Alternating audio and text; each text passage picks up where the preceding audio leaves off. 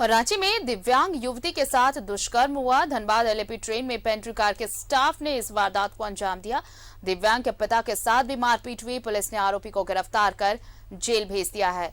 धनबाद चंद्रपुरा में यह घटना हुई थी। देखिए, शर्मसार करने वाली वारदात।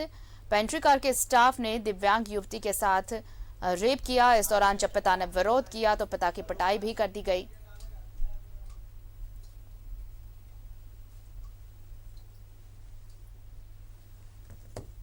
धनबाद चंद्रपुरा में ये घटना हुई थी।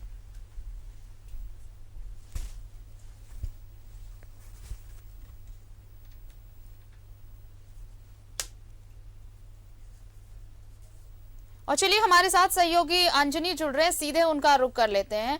अंजनी, ये देखिए, ये बहुत ही शर्मसार करने वाली घटना, और ये शर्मसार करने वाली घटना एक तरफ, दूसरी तरफ रेल में, ट्रेन में युवतियों की सुरक्षा, महिलाओं की सुरक्षा एक बार फिर सवालों के घेरे में।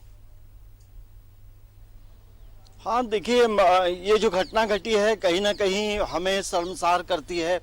और इस तरह की घटना को आखिर कौन रोकेगा। जब ट्रेनें चल रही हैं और ट्रेनों में यदि दिव्यांग महिलाएं सुरक्षित नहीं हैं, आए दिन कई तरह की घटनाएं। पिछले यदि हम 1 महीने का आंकड़ा देखेंगे आरती, तो ट्रेनों में इस तरह की कई वारदात हुई है। और कल की जो घटना है धनबाद एलएपी एक्सप्रेस ट्रेन में दिव्यांग युवती के साथ जो हुआ, वो ये जरूर बताता है कि ट्रेनों में जो सुरक्षा के लिए जो जवानों को लगाया गया है, वो कहीं ना कहीं उनकी भी लापरवाही रही है।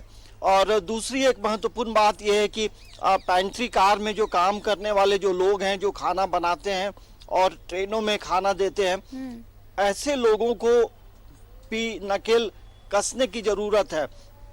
अमूमन होता ये है कि ये लोग जो है अमूमन होता ये है कि ये लोग जब ट्रेनें चलती हैं तो, और जब खाने की बात होती है और इनका एक जो पूरा ग्रुप होता है, कहीं ना कहीं शराब के आदी भी होते हैं। क्योंकि आप पेंट्री कार में इन लोगों की चेकिंग भी होनी चाहिए और बीच बीच में इन लोगों का जो साइकोलॉजिकल टेस्ट है ये होना चाहिए। और इसके साथ साथ जितने लोग पेंट्री कार में काम करते हैं उनका पूरी तरह से एक आईडी प्रूफ होना चाहिए और उनका क्या बैकग्राउंड रहा है। क्योंकि यदि ट्रेनों में महिलाएं सुरक्षित नहीं हैं, दिव्यांग महिला के साथ जिस तरह से युवती के साथ जो घटना घटी है, ये हमें ये जरूर हमें शर्मसार करती है और ये बता रही है कि लोगों की मानसिकता आजकल कितनी गिर गई है।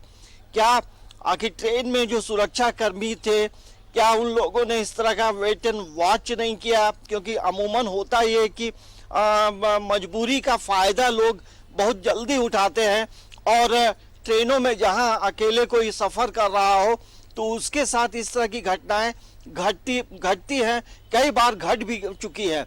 तो हमें लगता है कि अंजनी, फिर तो वही पर सवाल आके खड़ा होता है ना कि आप तमाम दावे करते हैं कि ट्रेनों में सुरक्षा के पुख्ता इंतजाम है, रेलवे पुलिस चौकसी बरतते रहती है, लेकिन उसके बावजूद अगर पेंट्री कार का स्टाफ, अगर बाहर का कोई शख्स होता तो उसके खिलाफ अलग मामला होता, कुछ और होता। लेकिन जो शख्स ट्रेन में सवार है, जो शख्स पेंट्री कार का स्टाफ है, अगर स्टाफ इस तरह की घिनौनी हरकत को अंजाम देते रहे तो फिर सुरक्षा की जो अगर सुरक्षा की बात भी की जाए तो फिर किसके पास सुरक्षा की बात की जाए? क्योंकि पेंट्री कार का स्टाफ इस घिनौनी वारदात में शामिल था। रेलवे पुलिस भी अगर अलर्ट रहती तो शायद इससे रोका जा सकता था, लेकिन ना तो चौकसी भी, ना ही स्टाफ के बारे में चेकिंग भी की गई कि क्या स्टाफ है, कौन से हैं, कहां तैनात है। जब पिता ने उस युवती के पिता ने जब विरोध किया तो उसके साथ भी मारपीट की गई। हाँ, देखिए, उनके ये युवती के पिता के साथ भी मारपीट की गई और कहीं ना कहीं ये हम कह सकते हैं कि पेंट्री कार में काम करने वाले जो मानसिकता है, उनका जो नेचर बिहेवियर रहा होगा वो अच्छा नहीं रहा होगा। क्योंकि इनकी आदतें अच्छी नहीं होती हैं और हमें लगता है कि ये लोग जो बार बार इनकी ये अलग अलग लोग बैठते हैं, तो किस ट्रेन में कौन बैठ रहा है इसकी और ये पेंट्री कार वाले अमूमन जो है प्राइवेट लोग होते हैं आरती, और ऐसे लोगों का एक पूरा खाका तैयार होना चाहिए।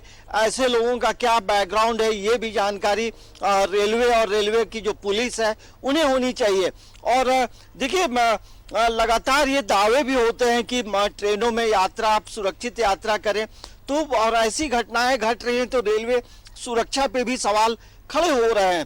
तो हमें लगता है कि अभी पिछले 1 महीने का आंकड़ा आप देखेंगे तो झारखंड में कई ट्रेनों में इस तरह की घटनाएं घटी हैं। भले जो आरोपी हैं वो गिरफ्तार हुए हैं, और ऐसे लोगों पे इस तरह की जो नेचर बिहेवियर के जो लोग होते हैं उनके मन में डर और भय नहीं होता है, तो ऐसे लोगों पे डर और भय भी जरूर क्रिएट होना चाहिए कि आप यदि इस तरह की चीजें करते हैं तो आपको पनिशमेंट होगा।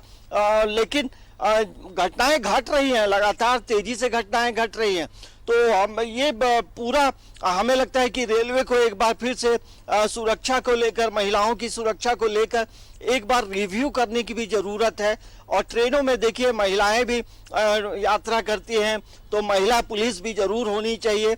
और टाइम टू टाइम जब कोई स्टेशन में ट्रेनें रुकती हैं तो इन चीजों को लेकर के भी जो रेलवे पुलिस है उन्हें ऑब्जर्वेशन जरूर करना चाहिए। तो एक बड़ा सवाल, बहुत सही कहा कि ये ऑब्जर्वेशन बहुत जरूरी है। साथ ही साथ जिस तरह के दावे किए जाते रहे हैं, सुरक्षा की बात कही जाती रही, तो महिलाओं की सुरक्षा सुनिश्चित करना बहुत बड़ी जिम्मेवारी अभी भी रेलवे की तरफ से, और ये सुनिश्चित करना रेलवे का काम है, क्योंकि अगर ऐसी सुरक्षा नहीं दी जाएगी तो फिर इस तरह के मामले सामने आते रहेंगे। बहुत बहुत शुक्रिया अंजनी हमारे साथ जुड़ने के लिए।